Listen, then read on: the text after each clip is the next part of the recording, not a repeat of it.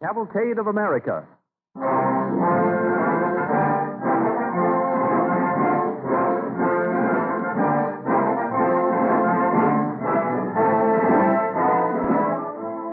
For more than 130 years, almost as long as this nation has lived, the name of DuPont has been associated with this country's progress. So it seems appropriate that DuPont should have the privilege of presenting this series of episodes, taken truthfully from American history, to remind us that from the earliest days to the present time, the American people has stood for the staunch and simple qualities that form our heritage. A group of distinguished educators, prominent in the American Historical Association, is working with DuPont to achieve the spirit of historical accuracy. Today as ever, America is filled with faith in the future and courage to move ahead. You see it all around you, in homes, shops, factories, laboratories. DuPont sees it in the tireless research of its chemists, working to discover and create useful materials and products that make life happier and safer. It is the hope of DuPont that these stories from the pages of our country's history will awaken in the Americans of today a renewed pride in the Americans who went before us, in the Cavalcade of America.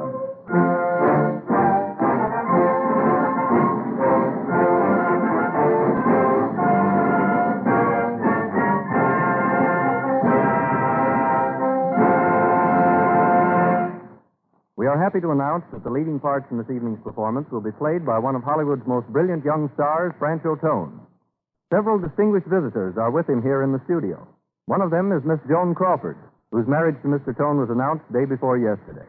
Other members of his family are here, including Mr. Tone's father, Dr. Frank J. Tone.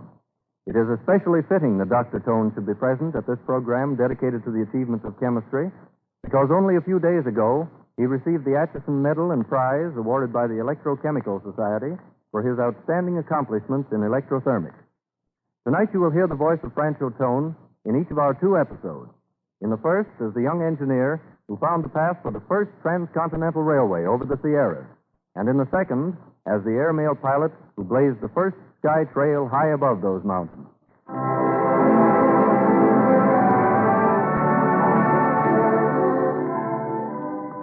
As the American cavalcade passes in review tonight, we set our stage for the year 1860 with some melodies that were familiar to the unsung heroes who won for us the glamorous West.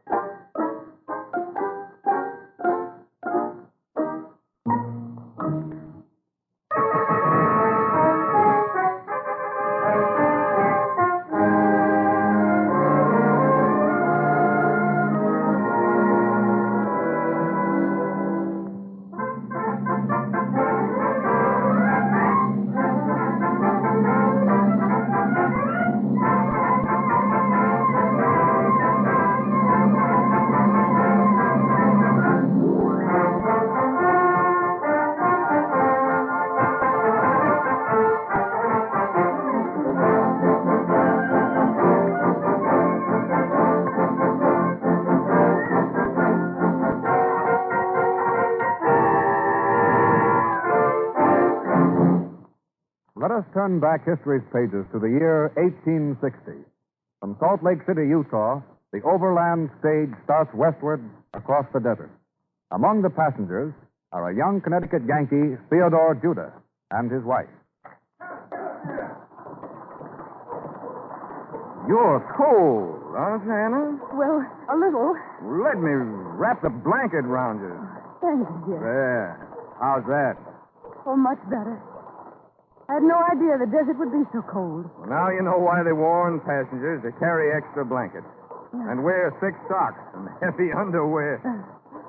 Oh, it's disgraceful to be traveling like this in the year 1860. Yes, but think what it must have been like in 1849. I'd rather look ahead and imagine what it'll be in 1869. No more rattling stages drawn by mule teams. No more camping by the roadside cooking your own meals, expecting any minute to be attacked by Indians. But shining iron rails stretching from coast to coast. You really think there'll be a transcontinental railroad by that time, Theodore? There's got to be. Yes, but the desert and the mountains. Mountains or no mountains, the East and West have got to be joined together. The only way this country of ours will ever develop. You've already proved that the Rockies can be crossed. But the Sierras, Are the Sierras really so terrible? terrible and magnificent. A jagged, snow-covered barrier that rises to the sky and defies all men. And still, you say... The Sierras are not impassable, I'm sure of it. I'm sure that somewhere over those mountains is a path where a railroad could be laid. If only I can find it. We will. We? You and I. Together. But Hannah... Oh, I'm not an engineer, but I am a good cook. I can even help with survey rods and lines. Hannah, you'd go with me? Up into the Sierras? Oh, if you'll let me, Theodore. I'd like to feel that I'd had a little part. I don't care how little in making this dream of yours come true. If everybody had your faith, Anna, we wouldn't have to cross the Sierras. We'd move them. Oh, dear.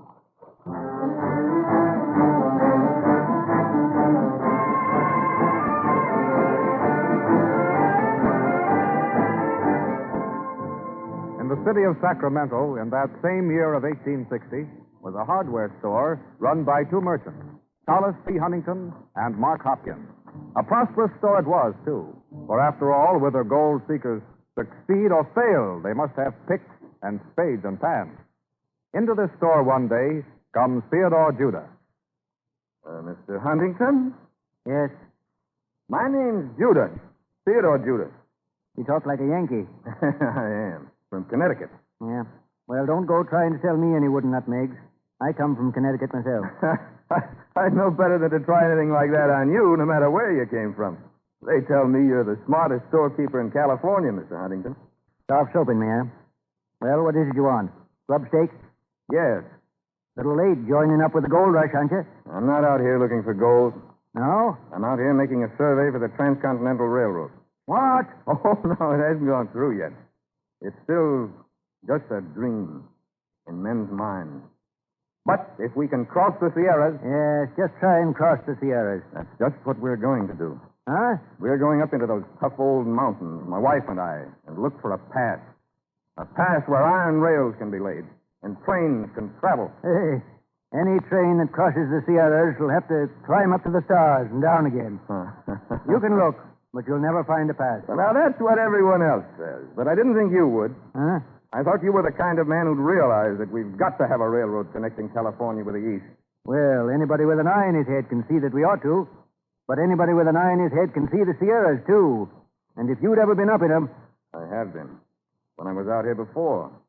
Oh, this isn't your first trip west, then. Oh, I came out in 54.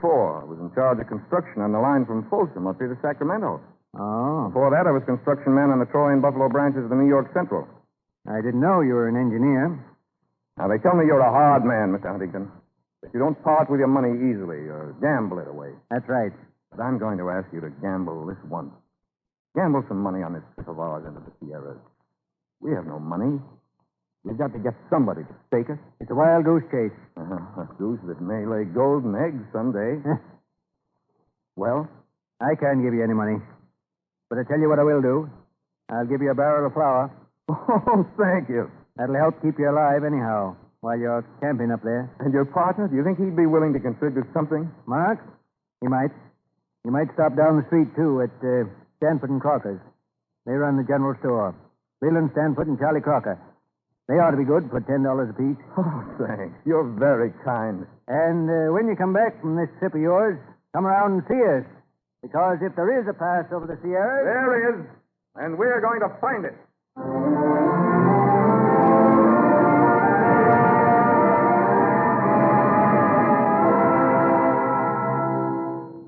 Huntington was as good as his word.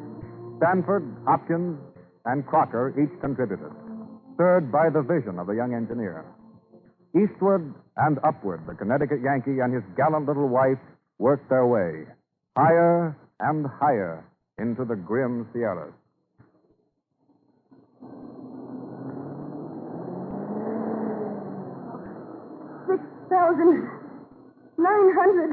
6,945. Almost 7,000 feet. I guess we've reached the summit, Anna. The summit? Just over the next rise. Only a few hundred feet more. And then... Then we'll know. Yeah. Now, let's stop here. Just for a minute. You're feeling sick? No, I just can't seem to breathe. Oh, it's the altitude. No. It's fear. I'm afraid, Anna. Oh. Afraid to climb that rise and see what's beyond. Suppose it should be the end of this path that we've been following all these weeks. A sheer drop, maybe. No. No, don't even think of such a thing. Oh, after all we've been through.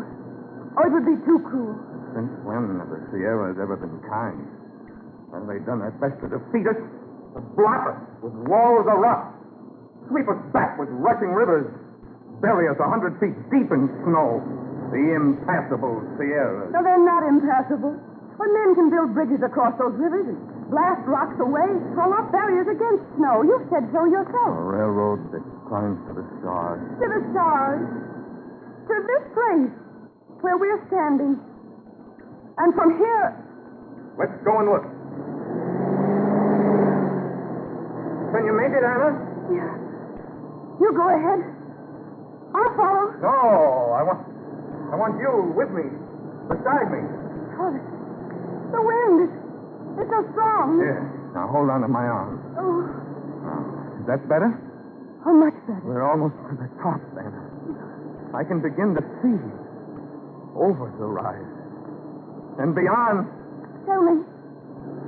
What do you... I see a railroad climbs to the stars, starting down again. Down an easy grade, winding around that mountain ahead, traveling down through the pass. For it is a pass, Anna. We've found what we were looking for. The path through the Sierras. The pass for the first railroad across America.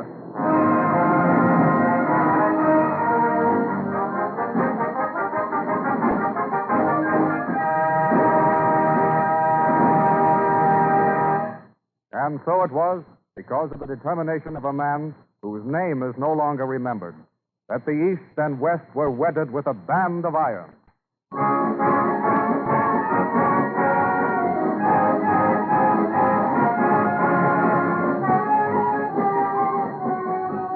But as the American cavalcade moved onward, the people became restless for greater speed, for faster communication between the Atlantic and Pacific. The tempo of America quickened, and this faster pace is reflected in the music of our modern day.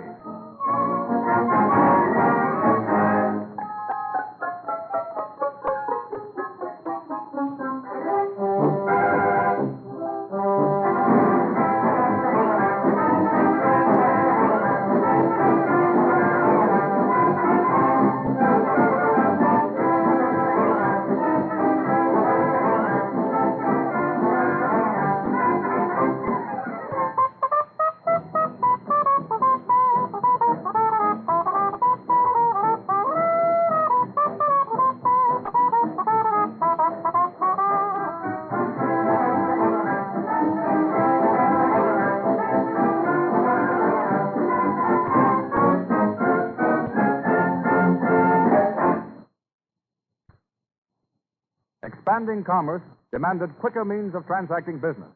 The mails are too slow, was the cry of the day. In Washington, D.C., one morning in January 1918, Otto Prager, assistant to Postmaster General Albert S. Burleson, stands with his superior looking out of the window at the foggy winter day. Had a chance to go over the newspaper clippings today, Chief? Yes, I've seen them. More attacks to the mail service. Speed, speed. They all want speed. Well, we'll give it to them. As soon as we find a way to develop the airmail. That'll be the answer. I've been thinking about it constantly. But I'm always stopped by one thought. Could we make the air mail regular, day by day, without interruption? Well, it's a big order, I know, Chief. But I don't think it's beyond the realm of possibility. Come over here to the window a minute. Look at that fog. Pretty thick. You suppose those aviators could fly in weather like this? I wouldn't be surprised. Why? Well, if they could make regularly scheduled flights with mail, no matter what the weather, I think I could get Congress to appropriate $50,000 for an experimental line.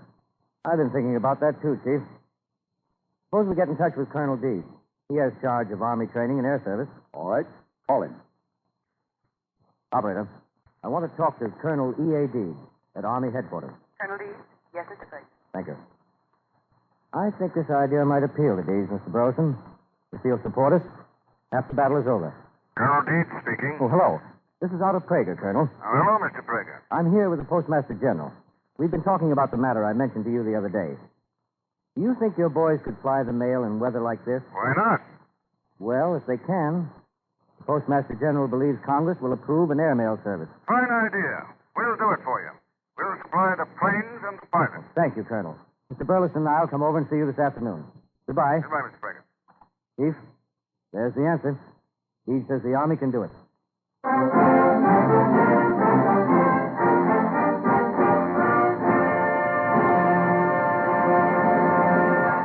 Thus, in 1918, the airmail service was scheduled to begin the first route between Washington and New York.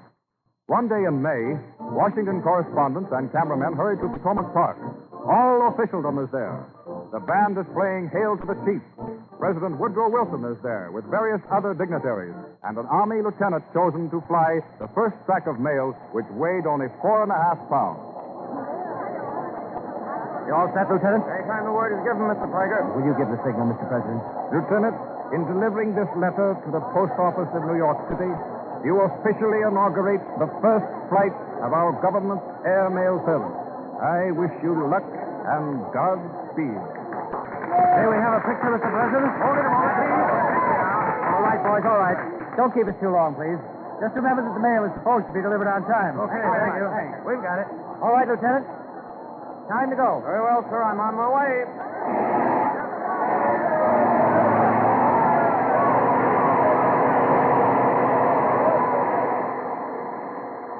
Zooming into the air, the pilot arches and dips in respect to the dignitaries below.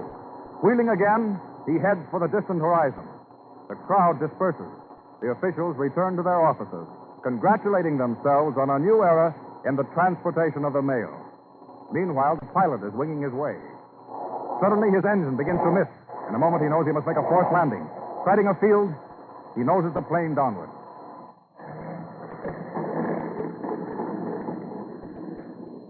What in the world is this fella doing in my field? Hi! What's the idea of landing in my field? Sorry, it couldn't be helped. Had engine trouble. Well, what are you doing over this way? I don't see many of you fellas over my place. Why, this is the first official airmail flight from Washington to New York. New York, eh?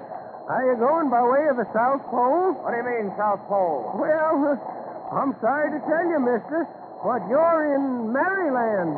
You're just 25 miles southeast of Washington.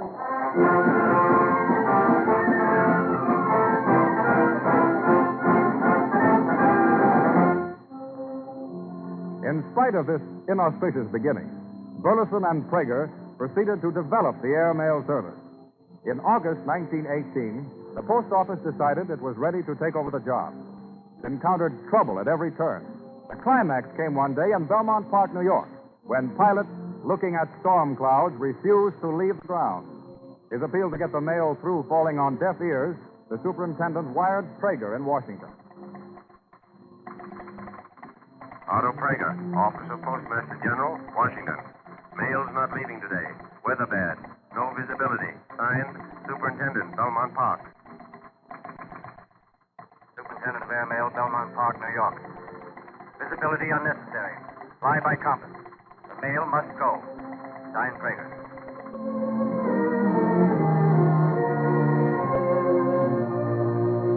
And go it did, slowly and section by section. It took a year to get the service as far west as Omaha, where, on the morning of September 8, 1920, a plane stands in readiness in the airport. A mail truck moves up behind the waiting plane. Its driver leaps out, opens the back, and drags out a sack of mail bound for the Pacific coast. Well, there it is, Bill. All yours. Okay, Jack. Is that everything? Enough, ain't it? Well, come on. Thanks. You'll need it. Don't like the looks of the weather, Mike.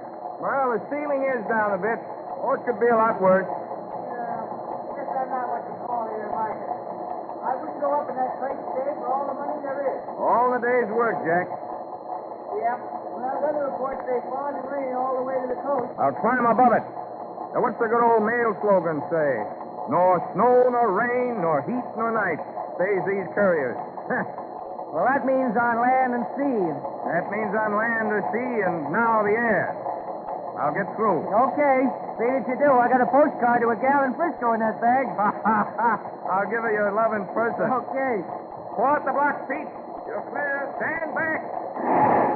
So long, Jack. Happy landing. Good luck.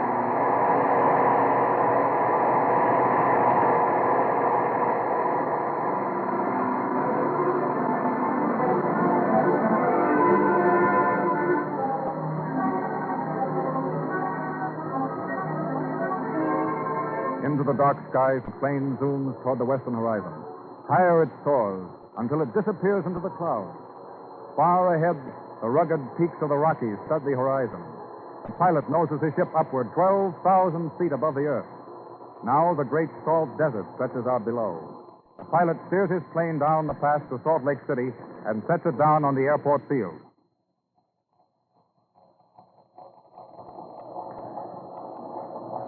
You're late. How much?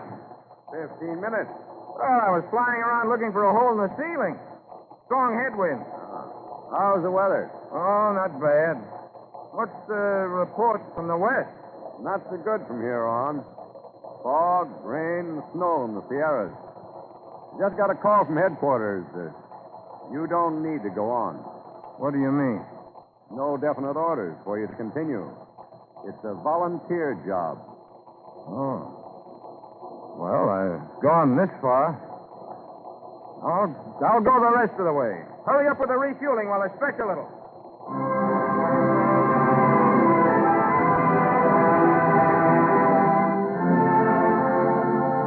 Mechanics fuel and test the plane. In a few minutes, it is ready. Up it soars again into the western sky. Fog and clouds close in. Only the compass to steer by now. Darkness settles down as the pilot pushes on, alone. Come on, you old crate. Climb. Climb. 12. 15. 15,000, Doctor. Possibly. Oh, Lord, but I'm sleepy. Feel as if I'd been up here for days.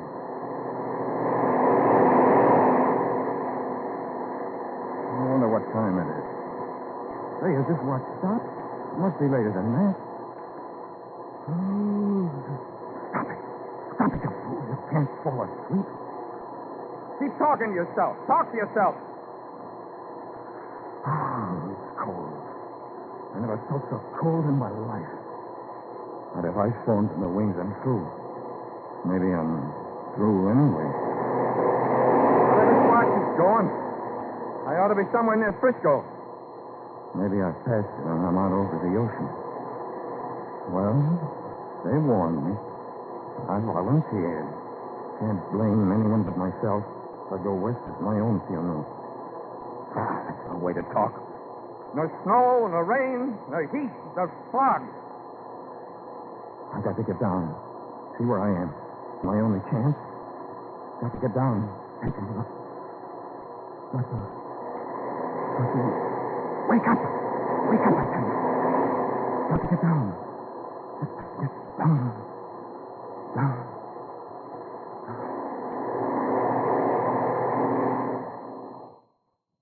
At the San Francisco airport, a crowd of citizens, city officials, and officers of the post office anxiously scan the sky, impatient for the sight of the plane. Minutes dragged tediously as they searched the horizon. He should have been here half an hour ago if nothing has happened. He's flying a bad course over the mountains and the desert. The clouds seem to be breaking. There ought to be a moon. Listen, is that a plane? Are you hearing things? No, I hear it too. Look there, coming through that cloud. Too dark to see. Light! Light up the field! Light those gasoline flares! That's a pretty dim light for a man in a plane There to he find. is. I see him now.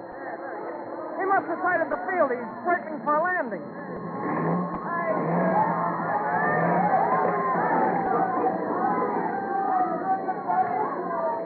He's made it. Hey, he looks cold. But he's here! Yeah, and with a smile on his face. Well, I got him. Any trouble up there? Anything wrong? Not a thing. Just a little chilly.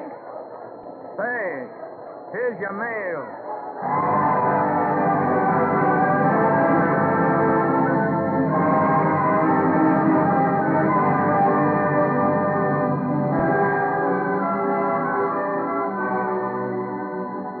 And so the goal was won.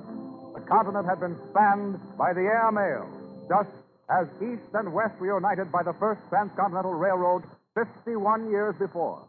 And today, this can happen in a New York office where a business executive is dictating a letter to his secretary. And please have these contracts executed and sent to me by return airmail. It is imperative that signed copies reach New York not later than day after tomorrow. Yours very truly. That's all. Thank you. Be sure to put an airmail stamp on that, Miss Brown. Yes, sir, I will. It's got to be in Frisco tomorrow.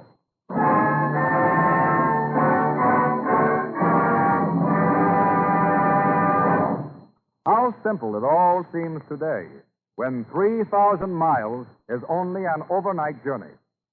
To those who made it possible, who blazed our trails on land and in the air, we salute them, unsung heroes of the Cavalcade of America.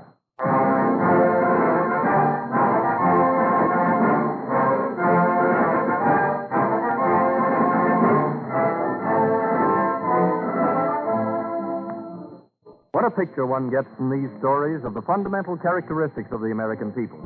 People who have the courage to look always forward, never to turn back, never to be defeated, even in the face of seemingly insurmountable circumstances. Those stalwart Americans passed on to us their traditions, their spirit and courage. And in every walk of life in this year, 1935, Americans are doing their part to carry on. But today, instead of striving to span the continent, new achievements are being won in agriculture, engineering, medicine, chemistry, and in other pursuits of life.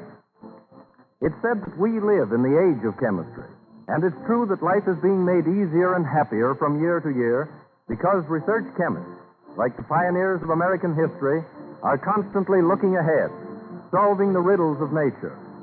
Chemists are improving nature's materials, even creating things that nature failed to supply. To mention one example, consider the varied uses created out of coal tar, an ugly substance for which no use was formerly known. From this unattractive raw material, DuPont produces useful dyes that help make American textile industries independent of foreign supplies, perfumes for soap, and the bases for antiseptics, chemicals that improve gasoline. Also, in cooperation with the rubber industry, other chemicals have been produced from coal tar that give rubber longer wear, whether it be in a hot water bottle or in an auto tire. The story of coal tar is only one example of the way DuPont chemists create better things for better living through chemistry. Next Wednesday evening at this same time, DuPont will again present the Cavalcade of America.